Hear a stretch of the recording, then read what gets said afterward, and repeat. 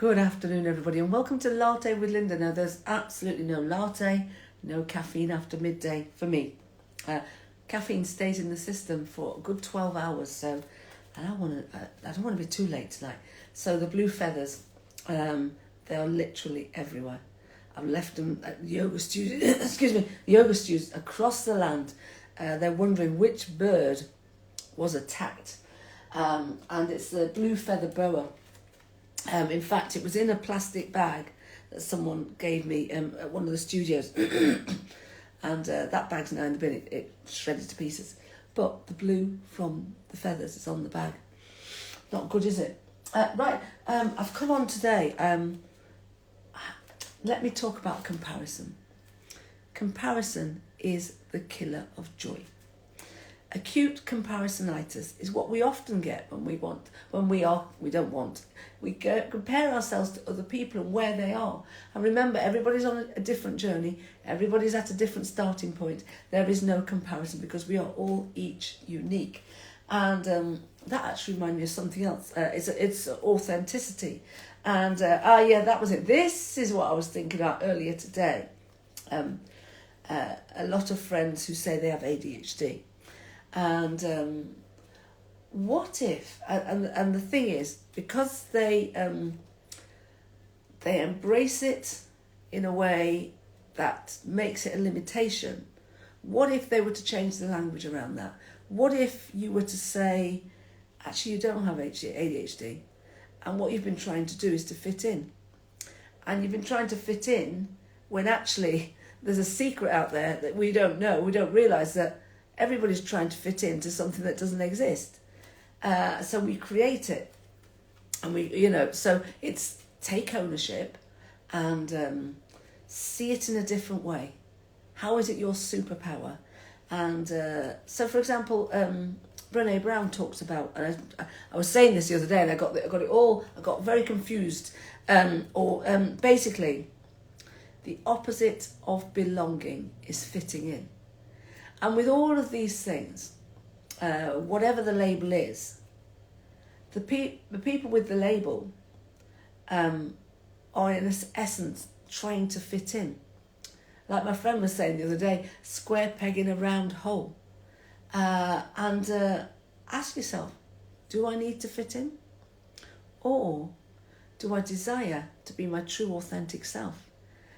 And is it more about embracing who you are, as a gift, as a quality, and seeing how you can use it to your advantage? Oh, hello. Maybe that's what you need to do or get to do. So that was something that came up for me. It's really about embracing, changing. It's again similar topic to before. Changing the language so that it is empowering, because as Jim Quick says, fight for your limitations and you get to keep them. I've thought there's something in my head. Fight for your limitations and you get to keep them. So how about you fight for your limitlessness and your abilities and the possibilities instead, and keep those. So it's about changing the language that you are using and empowering yourself by seeing whatever it is about you that is different, because we're all different. Breaking news, we're all different.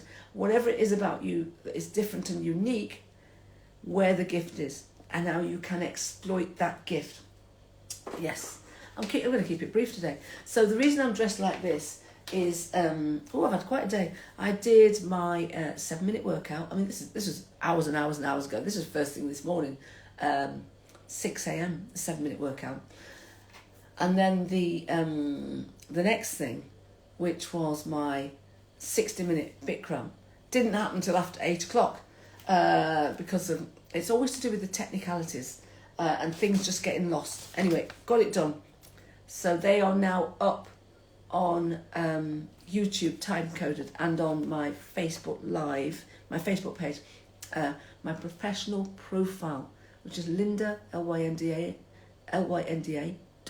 .smith, SMITH, .coach, COACH. I've changed it so it's much simpler to find me. So it's if you go to Facebook /Lynda.smith.coach. So it's all up there. And I'm really excited. So yeah, getting back to the story, almost went off onto something else. So I did that. I did the HIIT. I did the yoga, and then just now I realised that I wanted to finish what I started yesterday, which is had requests for tutorials. So I've done a mini tutorial on how to do a push-up. Very mini tutorial. And the reason I was delayed on it was because I'm doing a bone broth. And it was very noisy. And then I realised that that's because I'd forgotten to close the vent on the pressure cooker lid. So that's why it's very noisy. And that's what was stopping me initially from going to do the tutorial. So the video is now ready. Next step is to find a place to host this video so that you get access to it. So I'm just trying to think what are the best places for that. And what else? Yeah. So in fact, it's over a year ago, I got some Amazon vouchers. And I thought, I'll put those vouchers towards a ring light to go with the phone, for the lives that I do. Anyway, I was down in Tottenham one day and I saw this shop that was selling ring lights. So I bought one there and then. So I've been using that. So, and what I'm bending down, because I'm going to show you what I bought. It's in bits at the moment. It's another tripod, but this one is to hold my laptop. And so, yeah. And a projector. Should I get a projector? I did dream of having a projector once. So that's what I'm up to, everybody. Let me pull a card. Cards are here. We had Medusa the other day, didn't we? And this time, I like that one I've just seen. Let's take this one. Right, okay. So these are from my African Goddess Rising cards. I've pulled one.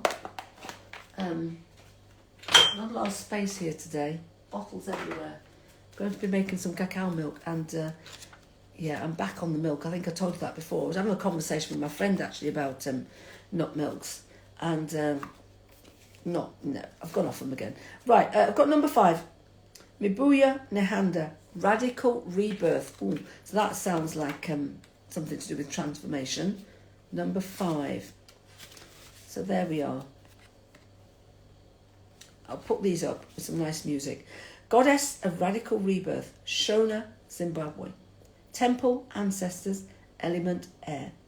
Born around 1840, Chawi Nyakasikana channeled a Mohondoro, an ancient royal lion spirit, named Nahanda, who has been incarnated by revolutionary Shona women for at least 500 years.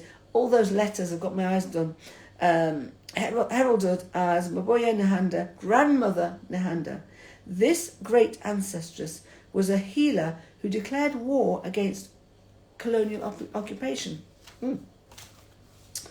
Right, her guidance, yes, you can. Stop the struggle.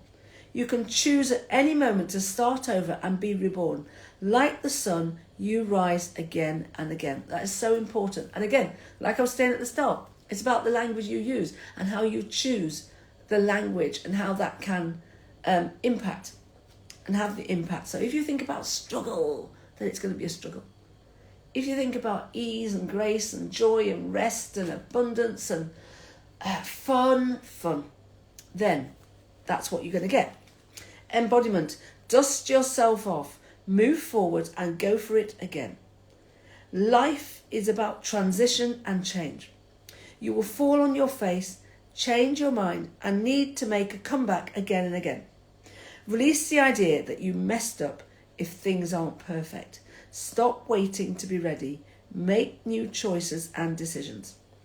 Goddess declaration, still I rise. And sounds a lot like the title of my podcast, not Still I Rise, but something similar. That is coming out. So that's one of the many things I'm working on. So if you would like my workout tutorial, I will make sure there's a link in my bio. It will help you with your push-ups, which are really good for building upper body strength, but also core strength as well. And it's some little tips on how you engage yourself and bringing your knees down, but keeping your toes pressing into the mat and focusing on that upper body alignment. Right, Soul Tribe, thank you so much for joining me. That's it from me. Briefer than brief.